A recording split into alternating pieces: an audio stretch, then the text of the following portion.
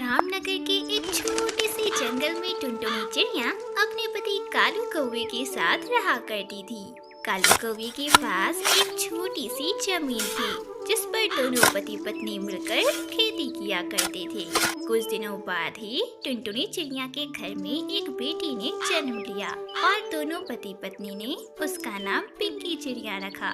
पर दुर्भाग्यवश एक दिन कालू कौवे के पंखों में चोट लग गई और वह अपाहिज हो गया। अब घर हो या बाहर सारी जिम्मेदारी टुनटुनी चिड़िया पर आ गई। टुनटुनी चिड़िया अपने खेत में बहुत अधिक खाद का उपयोग किया करती थी, जिसकी वजह से धीरे धीरे उसके खेत बंजर होते चले गए। मैंने तुमसे कहा था ना कि खेत में इतना अधिक खाद मत डालो, पर तुम हो मेरी सुनती कहाँ हो। अब देख लिया ना नतीजा, पूरा खेत बंजर हो गया। हाँ कालू जी, सारी गलती मेरी ही है। मैंने ही आपकी बात कभी नहीं सुनी। कालू जी, आप चिंता मत करो, मैं कल ही शहर के जंगल जाती हूँ और वहाँ कोई काम की तलाश करती हूँ ताकि हमारा घर अच्छे से चल सके। कालू जी, आप चिंता मत करो, मैं सब संभाल लूंगी। अगली सुबह टुनटुनी चिड़िया काम की तलाश में शहर के जंगल जाती है। अरे ओ फल वाले भैया, अगर मेरे लायक कोई काम हो तो बताओ। भैया, मुझे काम की बहुत जरूरत है। लेकिन वह पक्षी उसे कोई काम नहीं देता। फिर टुनटुनी चिड़िया दूसरे दुकान पर जाती है और उससे काम के लिए पूछती है। बहन, अगर आपके पास कोई भी काम हो तो बताओ ना। कोई भी बहन, छोटा बड़ा कुछ भी हो तो बताओ ना। बहन, मुझे काम की बहुत जरूरत है। अरे बहन, जा यहाँ से। मेरे पास तेरे लिए कोई काम नहीं है, चली जा यहाँ से। इस तरह टुनटुनी चिड़िया कई दुकानदारों से काम मांगती है, पर कोई भी उसे काम नहीं देता। बेचारी मासूम सी टुनटुनी चिड़िया थक हार कर एक पेड़ की डाल पर बैठ जाती है। हे भगवान, सुबह से शाम हो गई पर मुझे किसी ने काम नहीं दिया। अब मैं क्या मुंह लेकर घर जाऊंगी? अगर कालू जी मुझसे पूछेंगे तो मैं उन्हें क्या जवाब दूंगी? अरे बहन, सुबह से देख रहा हूँ तुम इस डाल पर बैठी हुई हो। तुम तो देख ही रही हो मेरी कपड़ों की दुकान है। अगर तुम चाहो तो मैं अपनी दुकान पर तुम्हें काम दे सकता हूँ, पर बहन तनख्वाह कम मिलेगी। टुनटुनी चिड़िया खुशी खुशी कपड़े की दुकान में काम करने लगती है। इस तरह कुछ दिन बीत जाते हैं, पर एक दिन अचानक से कपड़ों की दुकान बंद हो जाती है और बेचारी टुनटुनी चिड़िया फिर से बेरोजगार हो जाती है। हे भगवान, ये तुम हमें कैसा दिन दिखा रहे हो?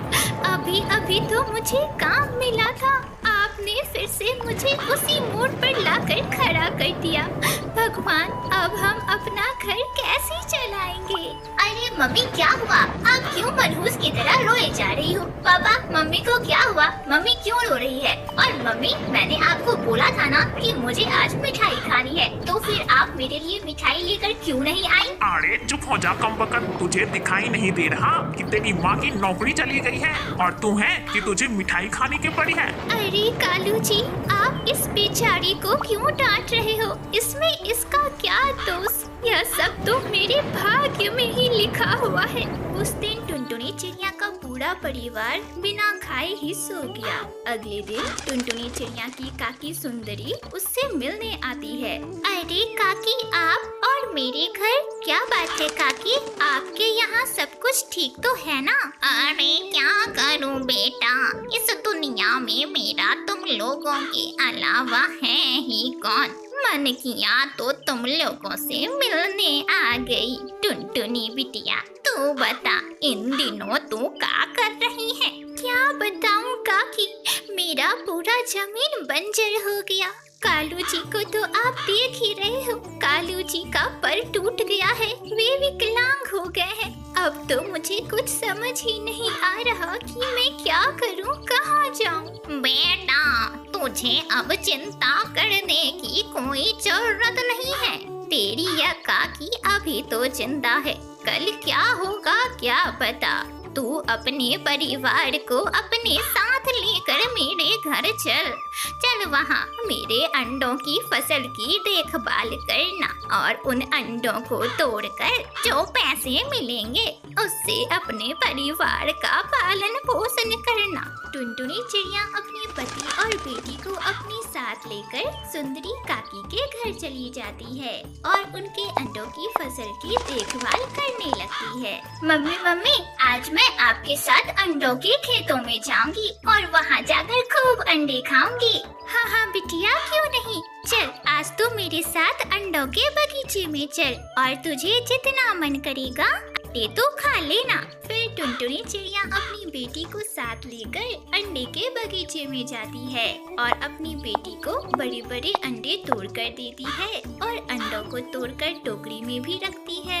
ये ले पिंकी बिटिया, तुझे जितना अंडे खाने का मन है तू खा ले। इस तरह टुनटुनी चिड़िया अंडों की खेती किया करती है और उन्हें अच्छी कीमतों में बाजार में बेचा भी करती है। इस तरह धीरे धीरे टुनटुनी चिड़िया की गरीबी दूर होने लगती है और पूरा परिवार खुशी खुशी अपनी आगे की जिंदगी बिताने लगता है। मासूम सी टुनटुनी चिड़िया एक बिन माँ की बच्ची थी और वह अपने पिता राजू कबूतर के साथ रहा करती थी। दोनों बाप बेटी एक बहुत ही खुशहाल जिंदगी बिता रहे थे। बापू खाना खा लो, मैंने आज आपकी पसंद का खाना बनाया है। आज तो खेतों पर बहुत काम है टुनटुनी बेटा, मैं ना दोपहर में आकर खाना खा लूंगा। नहीं नहीं बाबा, दोपहर का खाना आप दोपहर में आकर खाना, पर अभी का खाना अभी खाकर जाओ, वरना दोपहर में इतनी तेज धूप में आप हल कैसे चलाओगे। नहीं बाबा, मैं आपकी एक नहीं सुनूंगी, आप खाना खाकर जाओगे तो जाओगे। टुनटुनी बिटिया, तू ना बिल्कुल अपनी माँ की तरह ही बात करती है। चल ला, जल्दी खाना ला, जल्दी से खाकर खेत के लिए निकल जाता हूँ। और फिर राजू कबूतर खाना खाकर खेत के लिए निकल जाता है। इधर मासूम सी टुनटुनी चिड़िया घर का सारा काम खत्म करके बाहर खेलने चली जाती है। टुनटुनी चिड़िया को नदी किनारे बैठना बहुत पसंद था।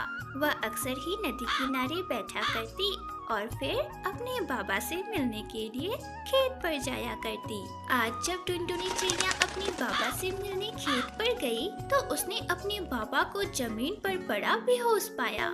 बाबा बाबा, आपको क्या हो गया बाबा? बाबा आंखें खोलो ना। रुको बाबा, मैं अभी किसी को मदद के लिए बुलाती हूँ। हरिया काका, अरे ओ हरिया काका, देखो ना मेरे बाबा को क्या हो गया। हरिया काका हमारी मदद करो। फिर टुनटुनी चिड़िया अपने बाबा राजू कबूतर को अस्पताल लेकर जाती है, जो कि गांव के जंगल से बहुत दूर शहर के जंगल में था। जहां राजू कबूतर का चेकअप करने के बाद डॉक्टर साहिबा टुनटुनी से कहती है, देखो बेटा, मैं तुमसे कोई बात छिपाना नहीं चाहती। तुम्हारे बाबा को एक गंभीर बीमारी है और उनके इलाज के लिए कुल 5 लाख रुपए लगेंगे। अगर तुमने समय से पहले 5 लाख रुपए जमा नहीं किए तो हम उनका ट्रीटमेंट नहीं शुरू कर सकते। तुम ऐसा करो, जल्दी से 5 लाख रुपए जमा कर दो और उसके बाद हम तुम्हारे बाबा का इलाज कर देंगे। हे भगवान, ये मेरे बाबा को क्या हो गया? पर मुझे अपने बाबा का इलाज तो कराना ही होगा, वरना उनकी जान भी जा सकती है। पर मैं 5 लाख रुपए कहाँ से लाऊंगी? ऐसा करती हूँ, गांव के जंगल में जो मकान है उसे बेच देती हूँ, इससे थोड़े बहुत पैसे तो निकल ही जाएंगे। मासूम सी टुनटुनी चिड़िया भागी भागी अपने गांव के जंगल अपने घर पहुँचती है, पर वहाँ तो पहले से ही सेठ कड़कनाथ कौवा, जो भी टुनटुनी चिड़िया का चाचा था, लालच भरी निगाहों से उसे देख रहा था, क्योंकि वह उसके मकान पर कब्जा करना चाहता था। अरे अरे, ये क्या चाचा, ये तो मेरा घर है, आप इस घर पर कब्जा कैसे कर सकते हो? अब ये मेरा घर है, अरे तेरे बाप ने मुझसे पैसे कर्ज लिए थे और उसे बिना चुकाए ही बीमार पड़ गया। अब तुम्हारा और तेरे बाप का इस घर पर कोई हक नहीं। अब से ये घर मेरा है। चल भाग यहाँ से। पर चाचा, मेरे पापा ने तो आपसे कोई कर्ज नहीं लिए। चाचा, ये घर छोड़ दो। इसी घर को तो बेचकर मुझे जो पैसे मिलेंगे उससे मैं अपने पापा का इलाज करवाऊंगी। चाचा, हम पर रहम करो या घर छोड़ दो। ये रोना धोना ना तुम किसी और के पास करना। मेरे पास ये सब नाटक नहीं चलेगा। अगर तू यहाँ से नहीं गई ना तो मैं तुझे डंडे मार कर यहाँ से निकालूंगा। चल भाग यहाँ से। मासूम सी टुनटुनी चिड़िया रोती बिलखती वहाँ से चली जाती है। वह रास्ते भर यही सोच रही थी कि वह अपना मकान कैसे छुड़वाए और अपने बाबा का इलाज कैसे करवाए। रोते रोते टुनटुनी चिड़िया नदी किनारे बैठ जाती है। उसने 2 दिनों से कुछ भी नहीं खाया था। तभी टुनटुनी चिड़िया को नदी में मछली के जाल में कुछ फंसा हुआ दिखाई देता है। अरे, लगता है इस जाल में मछली फंस गई है। भूख तो मुझे बहुत जोरों की लगी है। ऐसा करती हूँ, आज यह मछली ही खा लेती हूँ। टुनटुनी चिड़िया किसी तरह पानी से मछली के जाल को बाहर निकालती है तो देखती है कि उस जाल में एक बहुत ही सुंदर सी सुनहरी मछली है। मुझे छोड़ दो, मुझे मत खाओ। मुझे अपने माता पिता के पास वापस जाना है। मुझे छोड़ दो। मासूम सी टुनटुनी चिड़िया को उस सुनहरी मछली पर दया आ जाता है और वह मछली के जाल से उसे आजाद कर तालाब में छोड़ देती है। तुम्हारा बहुत बहुत शुक्रिया। तुमने मेरी जान बचाई। अगर तुम्हें किसी भी चीज की जरूरत होगी तो तुम मुझे बुला लेना। मैं हमेशा तुम्हारी मदद करूंगी। वैसे तो मुझे अभी बहुत जोरों की भूख लगी है। अगर तुम्हारे पास कुछ खाने को हो तो मुझे दो ना।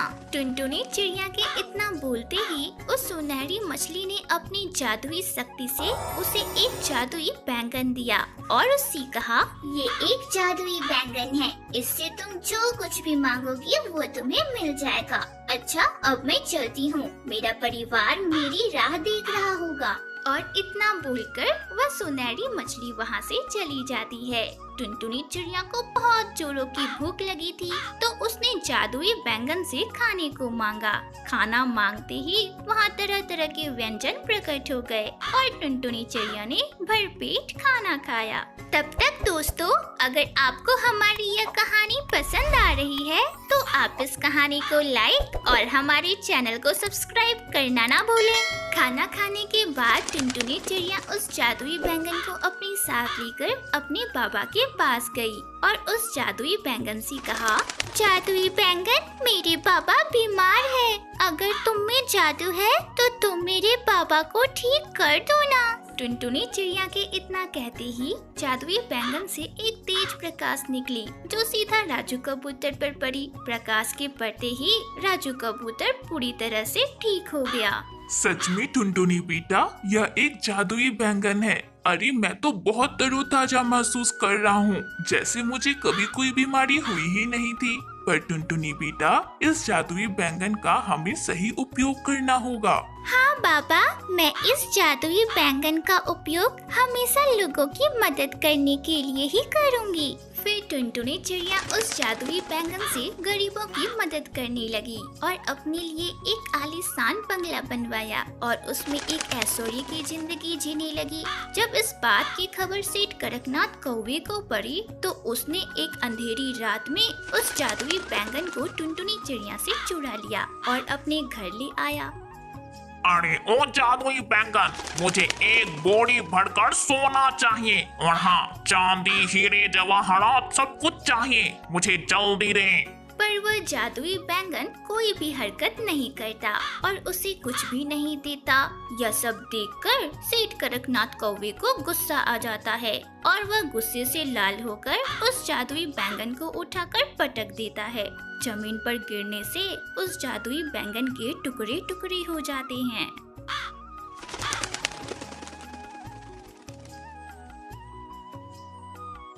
ये ले, ये रख अपना जादुई बैंगन। अब देखता हूँ तो इस जादुई बैंगन का इस्तेमाल कैसे करती है?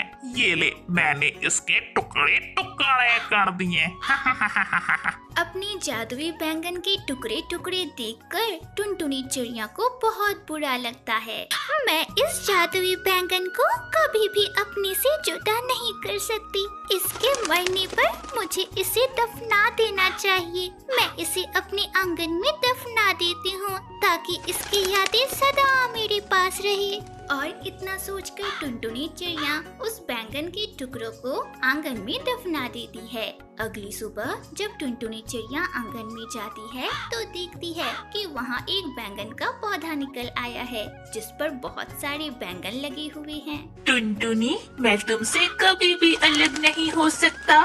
ये देखो, मैं फिर से तुम्हारे पास आ गया। टुनटुनी चिड़िया जादुई बैंगन को अपने पास देखकर बहुत खुश होती है और बैंगन का व्यापार शुरू कर देती है। उस पौधे पर कभी भी बैंगन खत्म नहीं होते, चाहे कितने भी तोड़ लिए जाए।